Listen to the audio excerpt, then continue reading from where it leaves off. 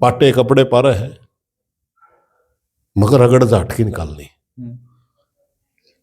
कुछ दिनों से 5-7 साल तक एक और मामला छेड़ दिया इन्होंने, चमार सारा आरक्षण खा गया। अच्छा भाई फंडियों का आरक्षण कद चमार खा गया, हमारा समझ में नहीं आई। ये चमार बड़े नारे लावे है, सारा आरक्षण खा गया। ये मनरेगा की दिहाड़ी मांगा है, मेट के पास हर रोज खड़ा रहता है, सरपंच के पास हर रोज खड़ा रहता है। कभी कहता है दानक को भी दिहाड़ी दो, कभी कहता है वाल्मीकि को भी दिहाड़ी दो, मगर आरक्षण खा गया। इन्होंने तो सिर्फ जाति के नाम से जहर फैलाना, जाति के नाम से, धर्म के नाम से जहर फैलाना, इसके सिवाय इनके पास है ही कुछ नहीं। आज पूरे देश के अंदर एक माहौल खड़ा कर रखा है इन्होंने, SIR के नाम से पूरे देश के अंदर मिनोरिटी के, दलितों के वोट काटने लग रहे हैं। क्योंकि उन्होंने दिहाड़ी तो पुरुषित नहीं बेचारे ने, गरीब आदमी 100 किलोमीटर जाकर के मजदूरी करा, 200, ये तो हर रोज कागज मांगे, हर रोज कागज गरीब आदमी कहां से लाएगा? उनके वोट काटने लग रहे, और जल्दी ही वोट काट के 1 नेशन 1 इलेक्शन के नाम पर ये देश में चुनाव कराएंगे, और पूरा चुनाव आयोग गले मिलकर पूरी गड़बड़ी करके पूर्ण बहुमत मांगेंगे। और अगर इनका 2/3 बहुमत आ गया तो इन्होंने साबित कर दिया है कि ये क्या करने वाले हैं। देश के अंदर ना संविधान को मानेंगे, ना प्रजातंत्र को मानेंगे। क्योंकि प्रधानमंत्री का भी पिछले दिनों प्रोग्राम था, उन्होंने झंडा फहराया जी, हिंदू राष्ट्र के नाम से ही झंडा फहराया गया। आपको समझ में आई तो? क्योंकि कोई भी संवैधानिक पद पर बैठा आदमी कोई धार्मिक चिन्ह का इस्तेमाल नहीं कर सकता। क्यों? धार्मिक शख्सियत करो, कोई हिंदुओं का हिंदू करो, मुसलमान का मुसलमान करो, सिखों का सिख करो, ईसाइयों का ईसाई करो। संवैधानिक पद पर बैठा आदमी ने तिरंगे का इस्तेमाल करना चाहिए। बिल्कुल करना चाहिए। तो इन्होंने कह दिया हम तिरंगे को नहीं मानते। तो मतलब राष्ट्र दूसरा इन्हें लॉर्ड मैकेले का नाम लेकर के देश की शिक्षा नीति पे सवाल उठाया। लॉर्ड मैकेले तो अपने गुलाम वो पैदा करना चाहता था, शिक्षा के सत्र, जबकि उससे पहले जो राजाओं का राज था हमारा, उससे पहले कुछ लोगों को ही पढ़ने का पढ़ाने का अधिकार था। ये वही जाना चाहते हैं जी। शिक्षा नीति पे सवाल उठा दिया, क्योंकि लॉर्ड मैकेले ने कहा था कि शिक्षा सबके लिए होनी चाहिए। बेशक वो इंग्लिश शिक्षा की बात कर रहा था। रही बात अंग्रेजी शिक्षा की, भी इनके बच्चे तो विदेशों में पढ़ेंगे, सबके जितने लीडर हैं बड़े बड़े, और आम लोगों कहेंगे नहीं नहीं नहीं, इंग्लिश नहीं सीखनी, क्योंकि दुनिया के अंदर सबसे अच्छा लिटरेचर इंग्लिश में लिखा हुआ। ये हमें बौद्धिक अक्षमता से दूर रखना चाहते हैं। तीसरा इन्होंने साफ कर दिया कि हम उसी तरह की शिक्षा नीति लेकर के आ रहे हैं, देश को हिंदू राष्ट्र बना रहे हैं, यानी ये देश को संविधान के तहत भी नहीं चलाएंगे। ये मनुस्मृति का शासन चाहते हैं। मनुस्मृति के शासन में ना संविधान का शासन होगा, ना प्रजातांत्रिक मूल्य होंगे, ना देश के लिए तिरंगा होगा। अभी तो देश में एक और चर्चा है। पहले नरेंद्र मोदी जी के बारे में एक चर्चा थी कि किसी के सवालों का जवाब नहीं देता, मनमर्जी से कानून ठोक देता है। ये किसकी नकल कर रहा है? कौन से तरह का तानाशाह है? तो बहुत से लोगों का मन दिमाग में ये थी कि एक जमाने में जर्मन के अंदर हिटलर ने एक धर्म को दुश्मन बना करके कह दिया यहूदी ईसाई का दुश्मन है, और पूरे देश में चुनाव के जरिए तानाशाह बन बैठा था जी। मगर राष्ट्रवाद भी उसका कॉन्सेप्ट था। मगर अब दूसरे तरह की चर्चा और चल पड़ी गई कि अब दुनिया में एक और इस तरह का तानाशाह है जो राष्ट्रवाद के नाम पर संविधान में बदलाव करके तानाशाह बन बैठा, जिसका नाम पुतिन है जी। उन्होंने भी रशिया को दोबारा महाशक्ति का नारा दे करके अपना जो संविधान था उनका उस संविधान में बदलाव करके कि उसके उनके संविधान में 2 बार ही राष्ट्रपति बन सकता था, वो बन चुका था वो। बिल्कुल। मगर वो 2 बार राष्ट्रपति बनने के बाद एक बार प्रधानमंत्री रहा, फिर राष्ट्रपति बना, और राष्ट्रपति बन के संविधान में संशोधन कर दिया कि जब तक पुतिन रहेगा राष्ट्रपति रहेगा। तो अब ये चर्चा है कि अगर 2 तिहाई बहुमत के साथ मोदी आया तो ये भी उनका अनुसरण करके ऐसा कर सकता है, जिसमें देश एक नई तानाशाही देखेगा। इसलिए ये लोग इस तरह की भाषाओं का इस्तेमाल करते हैं। दूसरा, एक टेस्टिंग भी कर रहे हैं लोग।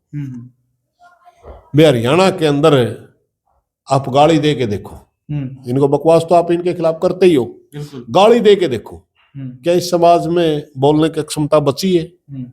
क्या ये जवाब देंगे? और अगर ये गाली भी सहन कर गए तो समझो किसी के बारे में आप कुछ भी करोगे, कोई बोलने वाला बचेगा नहीं, क्योंकि हरियाणा में सबसे बड़ा समाज जाट समाज है।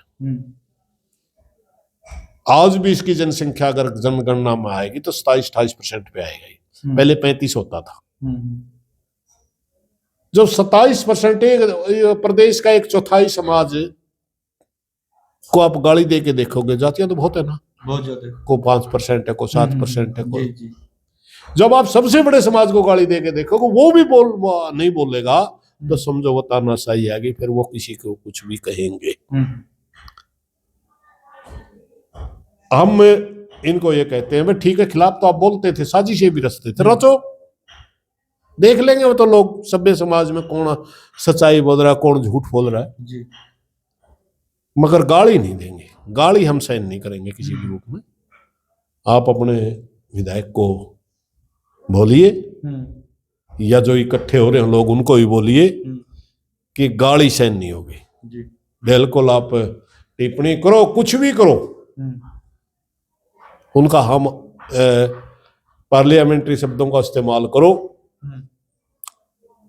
हमने अगर कोई गलती कर रखी बताओ समाज में, हम आपकी बताएंगे, इससे हमें कोई दिक्कत नहीं है जी। मगर ऐसे शब्द अगर आप बोलोगे तो आपको 1 बोलोगे 10 मिलेंगे। अच्छा प्रधान जी, एक सवाल मेरा आपसे ये है, जैसे अभी राम कुमार गौतम ने जो मतलब ये टिप्पणी बोली, उसके ऊपर आपने जवाब दिया, ठीक है, और मतलब सरकार से बोला कि आपका जो ये विधायक है इसने किसी समाज को टारगेट करके ये बोला, तो आप इसको समझाएं। एक दौरान जब पार्लियामेंट के अंदर ये बोला गया था कि राम कुमार गौतम तो 10 किलो गोबर भी खा जाए, जो कि आपने अभी बताया भी था अपने शब्दों में, लेकिन उसी बात को लेके आपने नारायणुंद का जो तहसील है उसमें ये भी बोला था भी जो राम कुमार गौतम जी का जो अपमान हुआ है उसके बारे में अरविंद जी ने मतलब माफी मांगनी चाहिए, सॉरी बोलना चाहिए।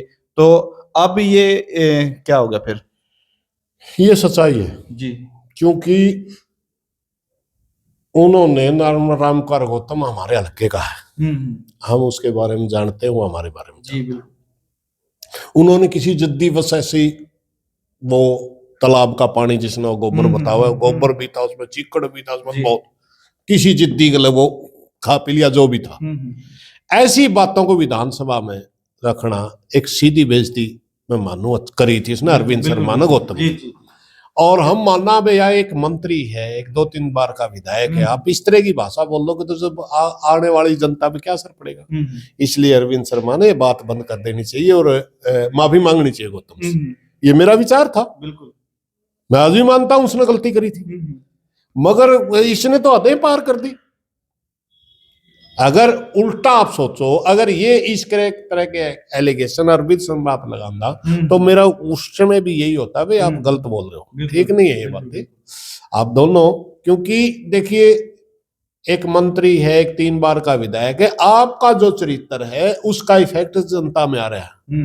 नई जनरेशन क्या सीखेगी? क्या यही सीखेगी विधानसभा में इस तरह की आप भाषा बोल लोगे? तो भाई इस प्रदेश को आप अच्छी चीजें दो, बुरी चीजें ना दो, यही हमारा मानना था। और मैं व्यक्तिगत उसके खिलाफ हूं या उसका हक में, ये मैंने नहीं रखती ये चीजें। आप पब्लिक प्लेटफॉर्म पर क्या बोल रहे हो वो चीजें अहमियत रखती, उसका असर सब पर पड़ा है। तो इन बातों में मैंने कहा था, इसमें मैं आज कौन सा डिनाई। अच्छा, जैसे अभी उसने राम कुमार गौतम ने बोला किसी समाज को मतलब साला बोला, तो इसी तरह संसद के अंदर 10 घंटे तक लगातार वंदे मातरम के ऊपर बहस हुई तो उसी दौरान चुनाव आयोग के बारे में मतलब जो प्रतिक्रियाएं दे रहे थे इस देश के गृह मंत्री अमित शाह जी, उसने भी बोला कि साला अगर मुझे ये पता होता तो हम ये करते हैं। तो उसने भी सदन के अंदर मतलब एक साला शब्द का इस्तेमाल किया, गाली का इस्तेमाल किया। तो ये आप क्या कहना है? सारे एक ही तरह के मानसिकता के लोग जी। हैं।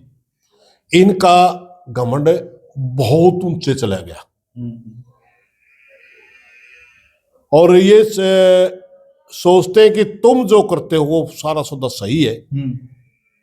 ये किसी की इज्जत नहीं करना चाहते। एससी के खिलाफ, बीसी के खिलाफ हर एक की बेइज्जती करते हैं। ये तो बात ही कुछ नहीं है। गंदा बोलने वाले को भारतीय जनता पार्टी इनाम देती है। एक भाई ने एक लोकसभा के सांसद को जो मुस्लिम समाज से था उसको आतंकवादी कहा था संसद में। उसको पार्टी से निकालने की बजाय उसको प्रभारी बनाया था किसी राज्य का। ये तो इनकी मानसिकता है। जनता को समझनी चाहिए ना ये क्या कर रहे हैं। जनता जो जिसको ये सबसे ज्यादा नुकसान करते हैं वो इनके गाने गा रहे हैं। अरे मेरे भाई ये किसी की नहीं है। टाइम आने पर सबको पता चल जाएगा ये किस तरह का शासन कर रहे हैं और किस तरह का ये शासन चलाना चाहते हैं, किस तरह की इनकी मानसिकता है।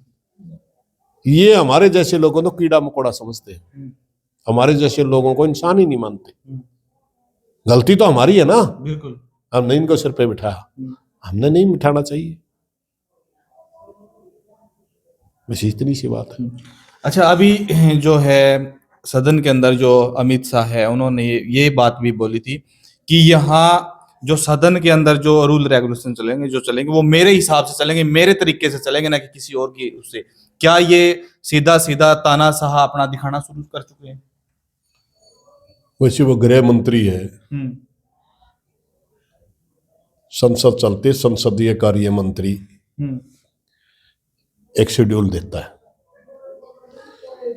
और जो संसद के चेयर पे बैठे हैं चाहे अध्यक्ष है चाहे उपाध्यक्ष है वो एक प्रोटोकॉल देता है। या तो सीधी सी देश ने समझनी चाहिए गृह मंत्री